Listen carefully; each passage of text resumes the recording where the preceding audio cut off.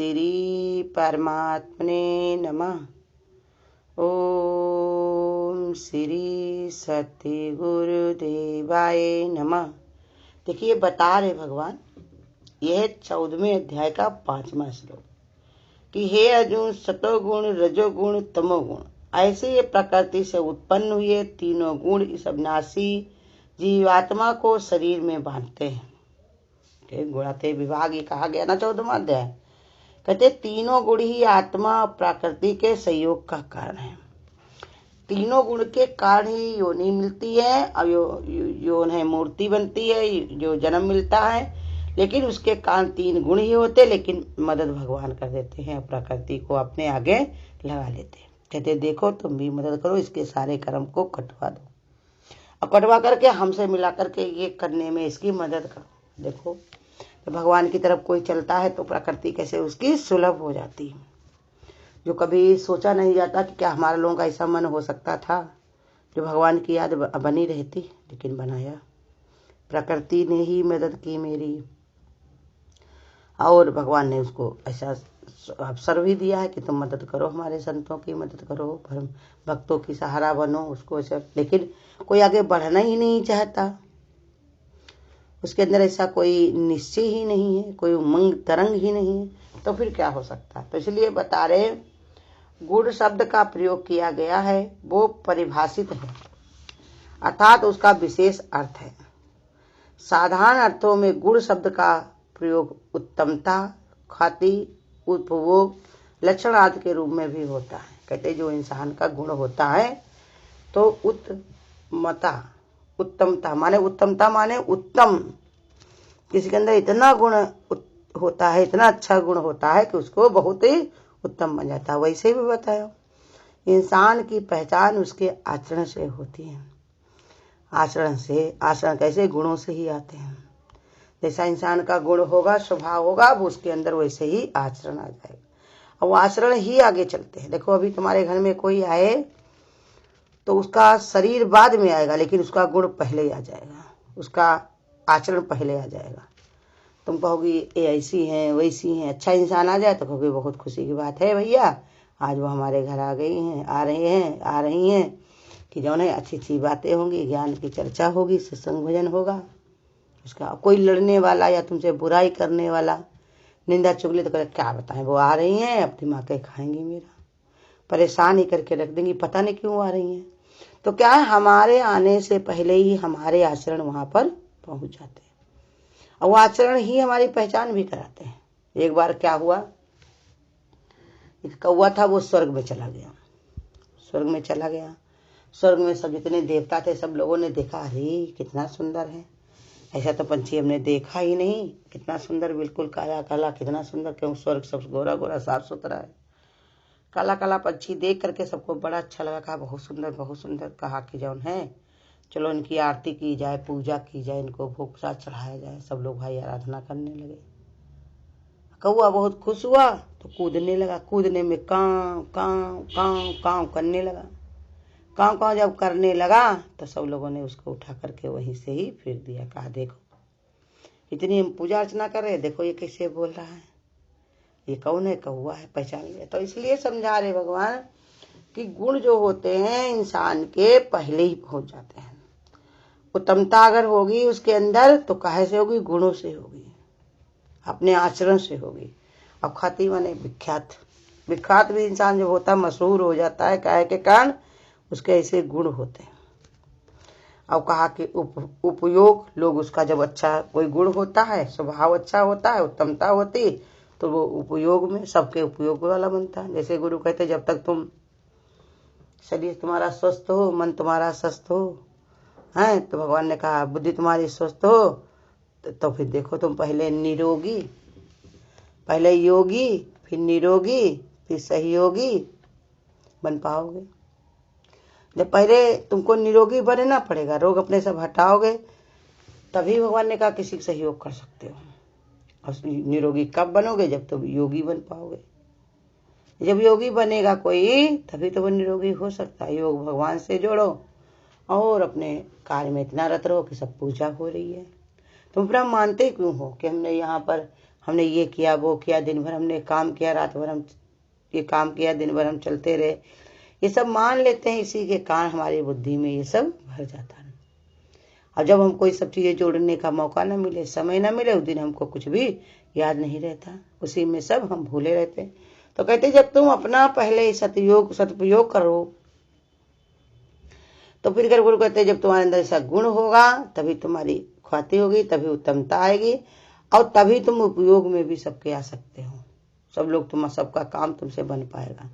और जब तो तुम अपने काम नहीं बना पा रहे तो सब लोग का काम कैसे बनेगा? अपने आप ही गुरु कहते डूबे जा रहे हो तो फिर कौन तुमको साथ में चलेगा? भूमि डूबने का उसको भी डर होगा।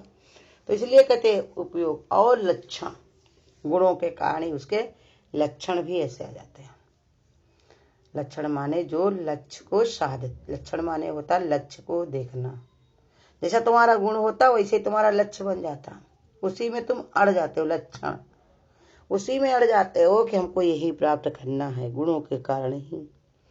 कोई सत्वगुणी हो तो उसको पूजा पाठ भगवान की भक्ति में तत् रहता है। रजोगुणी हो तो अंतरी मंत्री संतरी बनने में लगा रहता है। आवालसी तामसी इंसान तो हमेशा सोचा करता कैसे मौका मिले तो हम बढ़िया पड़े रहें, क्या मजा है इसी में, सबसे बढ़ जाता।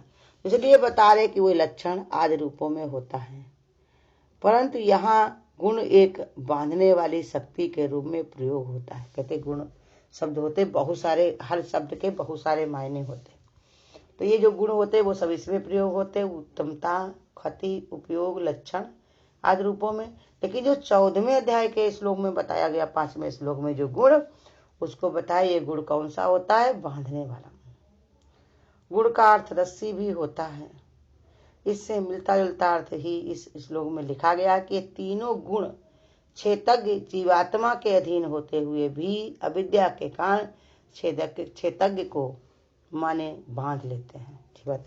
क्षेत्र और क्षेत्रज्ञ, क्षेत्र हमारा शरीर है और क्षेत्रज्ञ इसमें जीवात्मा है। कहते ऐसे इसके अंदर गुण होते हैं, काहे के कारण? अविद्या के कारण, कामना के कारण। इसी के कारण ऐसे इसके अंदर स्वभाव होता है, इसलिए जीवात्मा को ये बांध लेते हैं, क्षेत्रज्ञ को बांध लेते हैं। क्योंकि जीवात्मा जब तक इसमें प्रवेश ना करे तब तक कोई काम हो नहीं सकते, जब काम कराने के लिए उसको आना ही पड़ता है। तो इसलिए बताए वो भी बंधा रहता है, परंतु बंधता हुआ सा प्रतीत होता है। वास्तव में जीवात्मा है तो अविनाशी, विनाशशील, आभास रूपी प्रकृति से वास्तव में बंधाता नहीं है। कहते जीवात्मा है तो अविनाशी और प्रकृति जो है विनाश वाली है, विनाशशील है। दिखाई पड़ता कि बंधा हुआ, परंतु बंधता सा प्रतीत होता है, लेकिन बंधा नहीं होता है। इस विषय में गुरुसाई तुलसीदास जी भी ने लिखा हुआ है कि उपमा याद रखनी चाहिए कि जिसमें उन्होंने इस बंधन की ऐसा बताया जैसे बंदर और तोते वास्तव में बंधे हुए होते हैं, हुए भी आपको बंधा हुआ मान लेते हैं, मंदारी या बहेलिया द्वारा पकड़ लिए जाते हैं। का जैसे बंदर होता है, काहे के कारण बंधता है? तो बंदर तो आजाद है, बढ़िया जलों में घूमे टहले खूब मजे काटे, लेकिन बंद क्यों जाता है? मंदारी उसको होशियारी से क्या करता है, एक छोटे मोहरे की मटकी होती है उसी में चना भर देता है, थोड़े से चना डालता है, अब बंदर के सामने रख देता है तो बंदर क्या करता है उसी में हाथ डालता है। अब चना उसके हाथ में भर जाते हैं तो वो क्या करता है, हाथ को निकालता नहीं है, क्योंकि सोचता अगर हम छोड़ेंगे तो चने गिर जाएंगे मटके में, हमें मिलेंगे नहीं खाने को। अब इसी के कारण वो हाथ जो फंसाए रहता है तो उसको जो है मदारी पकड़ लेता है। बहेलिया तोते को कैसे पकड़ता है? जाल बिछाता है। तोते के खाने के क्या क्या नहीं है जंगल में, बताओ कितने फल फूल सब कुछ लगे हुए उसको हैं, खाए पिए खूब घूमे टहले, सब कुछ तो भगवान ने दिया जंगल में, लेकिन वो क्या करता है कि तोते को जो है दाना डालता है। बहेलिया और जाल बिछा देता है, ऊपर दाना डाल देता है। जैसे तोता आता दाने लेने के लिए, उसी में उसके पैर फंस जाते हैं, अब बांध के ले जाके वो पिंजड़े में उसको रहना पड़ता है तोता। और जैसे बंदर है उसको बांध के कैसे नचाता है। ऐसे ही कामना के कारण ही पकड़ लिए जाते हैं, इसे ऐसे ही बंधे हुए, लेकिन हैं बंधे नहीं हैं। अगर अपनी शक्ति को पहचाने, अपने को जाने तो आजाद भी कर सकते हैं। तोते को कल आ जाए मरने की, सर को अपने जो है अपने को अंदर तोते मार दे तो वह उड़ भी सकता है। ऐसे बंदर भी चाहे तो बंदर मदारी को अपना गुरु कहते हैं काट ले, जैसे दांतों में उसके धार होती है तो काटे तो अपने बंधन को काट ले, लेकिन बंधा रहता है लालच में। यही गुरु हम लोगों को भी सिखाते हैं कि तुम चाहो तो अपने बंधन स्वयं काटो। ये गुण तुमको बांध नहीं सकते, गुणों को तुम जान जाओ, समझ जाओ। 14वें अध्याय में यही बताने की कोशिश करते हैं कि जिनको तुम इनके आभास होता है उन्हीं में तुम फंसे रहते हो, और सच्चाई तो यही है कि ये गुण जो हैं खाली नाम मात्र के हैं, इनका कोई अस्तित्व नहीं है। अभी बदल सकते हैं, सुबह कैसा सुबह गुण होता तुम्हारा, दोपहर में कैसा हो जाता, शाम को कैसे, माने इनकी कोई शक्ति नहीं है। इसमें विकार भरा हुआ है, परिवर्तन है। और तुम जानते हो ये बहुत मजबूत है, मेरा स्वभाव छूटेगा नहीं, क्या करें, मेरी आदत में है, मेरा ऐसा स्वभाव बना हुआ, हम इसके बिना रह नहीं सकते, ऐसी मेरी जरूरत है इसके बिना। तो ये हमारा स्वभाव ही हमको बांधे रहता। अगर तुम जीतना चाहो तो अपने को जीत लो। देखो संसार में कितने लोग जीत चुके हैं। दादा भगवान यही तो बताते हैं, जो मन को तुम इतना परेशान रहते हो, मेरा मन सुधरता नहीं, भगवान की भक्ति में लगता नहीं, भगवान के भजन में रमता नहीं, वही मन से कितने संत हो गए हैं। जो बुद्धि तुम्हारी दुर्घटना में लगी रहती, नुकसान नफा देखा करती, वही बुद्धि से कितने लोगों ने अपना जीवन का उद्धार कर लिया है, कितने सारे लोगों ने। लेकिन तुम अब इसी में फंसे रहते हो। क्यों? क्योंकि तुम्हारे अंदर ऐसी जागृति नहीं आती, हमारे अंदर जागृति नहीं आती। पूरा पूरा हम भरोसा नहीं करते। बंधन को हमें काटना नहीं, उसी में मजा आती है। बताते ना संत महात्मा लोग, मोह में दुखी इतना होते हो फिर भी उसी से मोह में बंधे रहते हो। इतना संसार में भगवान ने कहा इतनी आसक्तियां पड़ी हुई हैं कि बार बार उनसे छूट छूट के उसी में घूम के आते हो। कैसे सब लोग बन गए स्प्रिंग जैसे।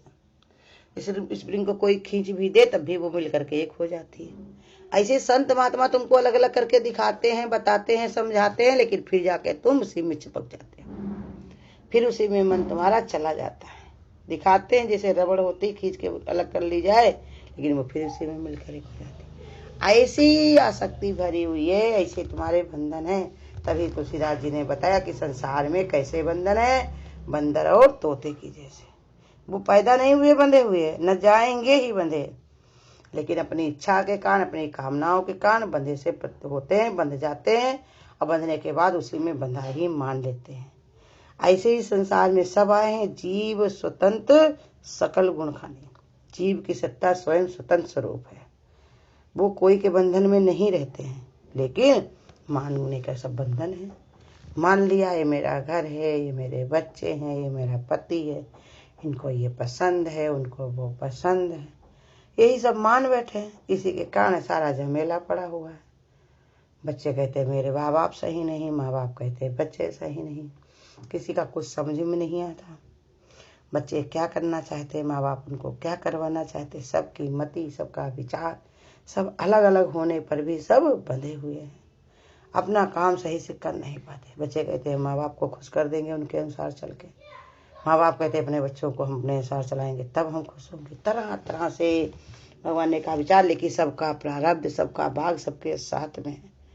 सब पहले से अपना सब इंतजाम करके आए हुए हैं, उसके अनुसार सब बंधे। तुम भी अपना गुरु कहते रास्ता बदलो, देखो ना कि भगवान की तरफ तुम्हें चलना है कि नहीं है। क्या तब तक तुम बैठे रहोगे? कितने दिन हो गए हैं तुमको इसी में पड़े पड़े, मोह ममता में फंसे फंसे। निकल के देखो तो कितने संत महात्मा ऋषि मुनि सब आगे बढ़ गए ना भगवान की भक्ति में। तुमने अपनी गति क्या कर ली है? अब तुमसे आगे बढ़ ही नहीं जाता, हिल ही नहीं जाता, इसी गुणों में ही फंसे रहते हो, बंदर और तोते की तरह। इसलिए समझा रहे भगवान कि तुम अपनी विद्या को छोड़ो। ये बंधन बार बार आके तुमको बांध लेता है, इस रस्सी को अपने आप ही काट दो। ना मैंने किसी को जन्म दिया, ना कोई किसी के मैंने जन्म लिया। संसार सब भगवान का है, भगवान ने बनाया है, उसी की जिम्मेदारी है। प्रारब्ध में जो लिखा है वो होकर के रहेगा। इसलिए तुम न्यारे होने की कला सीखो। रोज गीता हमको कर्म बंधन को छुड़ाने के लिए ही बताई जाती है। अब संसार वाले कैसे लेते हैं, लेकिन भगवान का भक्त जो है वो तो अपने बंधन काट सकता है ना गुरु के ज्ञान से। इसलिए ऐसा आधार देकर गुरु ने गीता सबको पकड़ाई है। इसका आधार दिया है कि तुम अपने बंधन को काटो। ये गुण तुम्हारे में नहीं, तुम तो गुणातीत हो। गुणों में क्यों फंस बैठे हो? ये तुम्हारे में नहीं है, ना तुम आए थे लेकर के ना लेकर के जाओगे, सब यहीं पर छूट जाएंगे। इसलिए भगवान कहते हैं हमेशा भगवान की भक्ति में ही बंधन रहो। अब ये बंधन अपने आप काट करके निर्बंध हो करके जीवन जियो, स्वतंत्रता जरा जनक की तरह। हरिओम। अगर आपको आज की वीडियो अच्छी लगी हो तो वीडियो को लाइक और शेयर करना ना भूलें। आगे की वीडियोस देखने के लिए चैनल को सब्सक्राइब करें और नोटिफिकेशन